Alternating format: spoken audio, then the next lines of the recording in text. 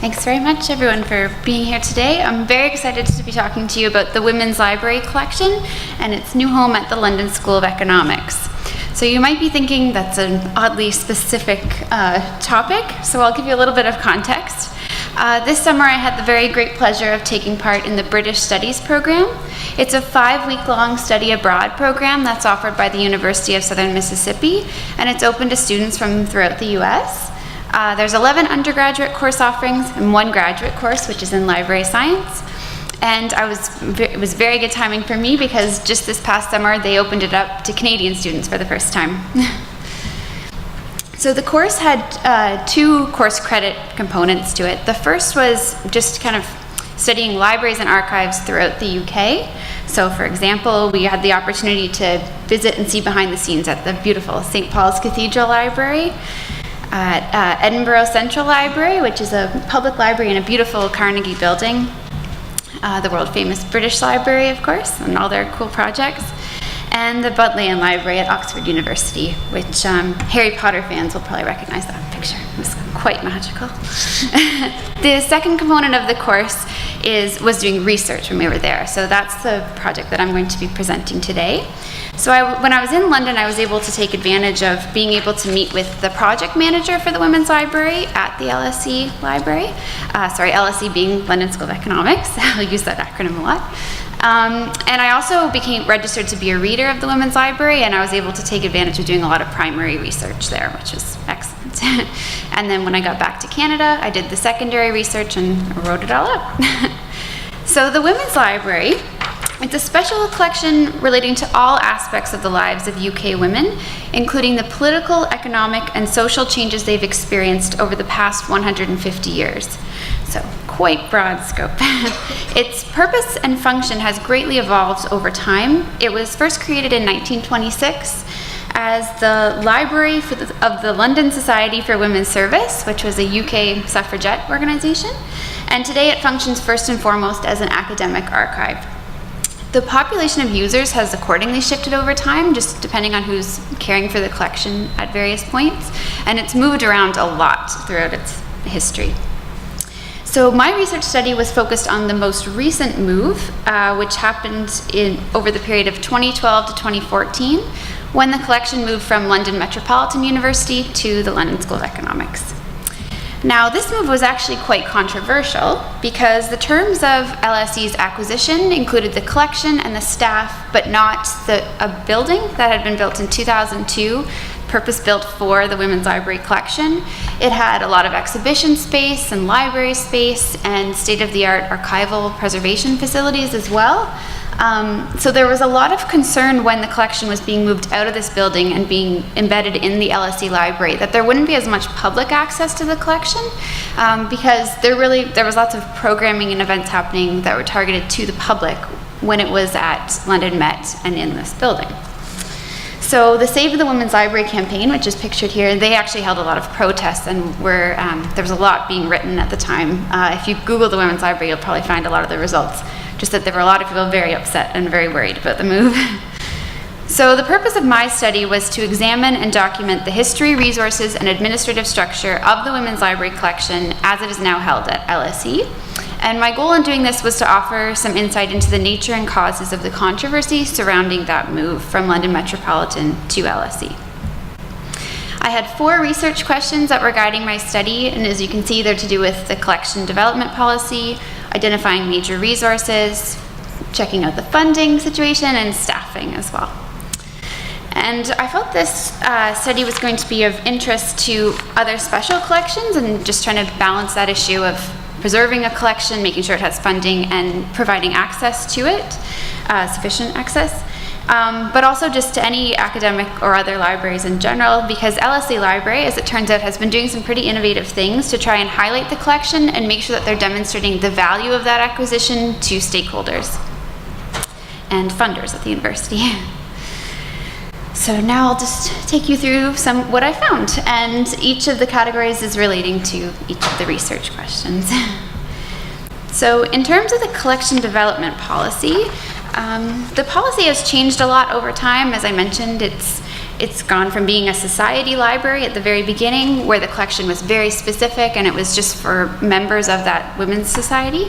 And now as an academic library, and based on my description of what the library contains, it's turned very broad. So they're finding it to be just too broad now. So going forward, the goal is to align the collection development policy more closely with other collections at LSE and with kind of the identity of LSE as a whole and its history. So as you can see, they're focusing more on individuals and organizations that have had a real societal impact. In terms of major resources, the collection is made up of over 60,000 books and pamphlets, 3,500 periodical titles, printed ephemera, and press cuttings, over 500 personal and organizational archives, and a museum collection of 5,000 objects, including posters, photographs, banners, and badges, such as the two that I have pictured here. In the UK, they have certain classifications given to archives. So what they would classify as being the unique and distinctive foundations of this archival collection would be the historical papers, artifacts, and ephemera of the UK suffragettes. So for anyone who knows a little bit about UK suffrage, there's the Emily Wilding Davison return ticket, which is a really interesting story. She went to the racetracks for this race where the King's horse was going to be competing, and it was in 1913, and she threw herself in front of the King's horse to make a demonstration, and she ultimately was killed and became a martyr for the cause. But the fact that she had purchased a return ticket that day has suggested to historians that she never intended to be a martyr. She wasn't, so it was maybe more of a spur of the moment kind of decision. So yeah. And then of course a hunger strike medal, which were given out by members of suffrage organizations to women who went to prison and then ultimately went on hunger strike in an effort to be classified as political prisoners when they were in there. So. And the Women's Library, in order to, or at LSE Library, in order to highlight the collection and to still maintain that public access, they've been doing a lot of neat things with digital collections and different digital projects. So one example is the Women's Walks app, which is pictured here, and another is a lot of online exhibitions. So they'll showcase items. These two items actually are taken from the digital library exhibition. And they also created a new public exhibition space, which is visible when you first enter into LSE Library, so it's front and center. So this summer, they were highlighting collections from different women's library items, as well as items relating to LGBT rights activism and peace activism, which were already held by LSE Library.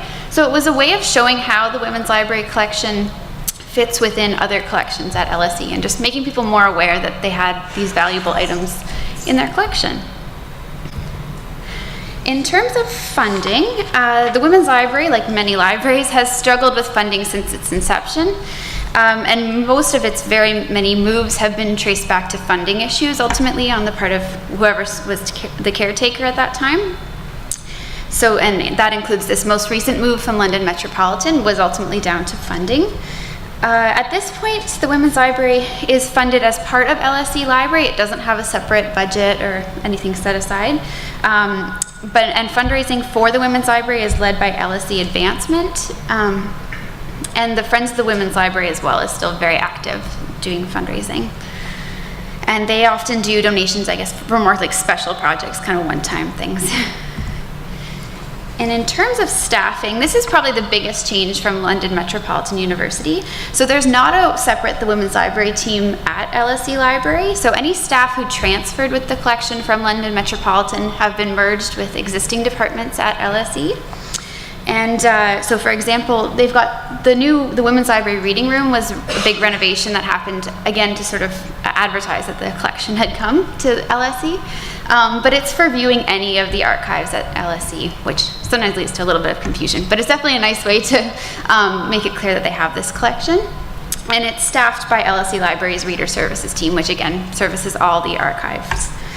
While at London Metropolitan University, however, the Women's Library was managed very separately from the rest of the university. So as I mentioned, it had its own building, which was very separate, its own staff, and there was a lot of funding for the Women's Library specific projects, but ultimately it made them very vulnerable to budget cuts because London Metropolitan couldn't really justify why they were spending money on this library that was so separate from them. So in an effort to prevent a similar vulnerability at LSE Library, that's why they came down quite hard on the collection has to be here. We have to be able to integrate it within our library just to prevent it from getting kind of separated off too much.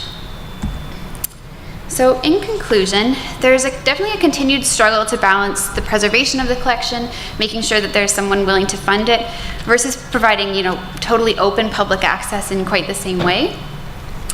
But, and so while at London Metropolitan there definitely was more public access, but because it ultimately wasn't possible to explain why that collection was valuable to the university as a whole, it wasn't a sustainable stewardship model.